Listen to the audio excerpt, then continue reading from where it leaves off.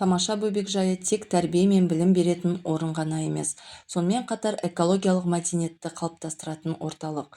Біз табиғатты сүюге, оны қорғауға бала жастан баулаймыз. Мектеп жасына дейінгі балалардың экологиялық мәдениетін дамыту, зерттеу қызметін қолжетімді және қауіпсіз білім беру жүйесін қалыптастырдық. Экозертхана құру арқылы балалардың дамуының педагогикалық моделін жасау, танымдық зерттеуге қызығушылық қабілетін арттыру, пәндік дамытушы орта құру міндеттері меңгерілуде. Жоба экологиялық тұрғыдан бағдарламаны іске асыру барысында маңызды мәселелерді қамтыды.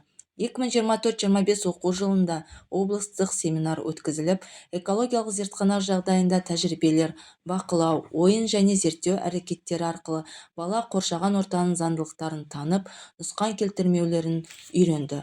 Атап айтатын болсақ, макулатура жинау бойынша экологиялық акция өтті. Балалар ата-аналармен бірге қағаз қалдықтарын жинап, оны қайта өңдеуге тапсыру арқылы табиғатты қорғауға өз үлестерін қосты.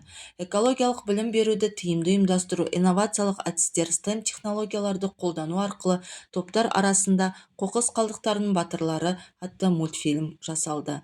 Судың маңызын түсіндіру, суды үнемдеп пайдалану дағдысын қалыптастыру мақсатында экологиялық мәселелер тақырыбында квест ойыны өткізілді. Балалармен түрлі тәжірибелер жасалды. Су тазалығын сақтау, суды қайдан келетінін бақылау, суды ысырап етпеу жолдары түсіндірілді.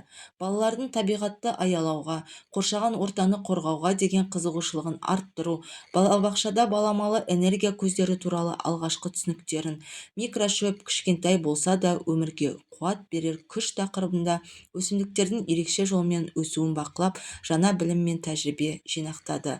Ұлытау флора жылыжай шаруашылығымен серіктестік жүйесі қалыпты жұмыс жасалуда. Жоба барысында балаларды экологиялық сауаттылыққа баулу тек педагогтердің ғана емес, ата-аналардың да бірлескен іс-әрекетінің жүйелі түрде жұмыс жүргізілуде. Үштік одақтың ынтымақтастығы үлкен орын алды.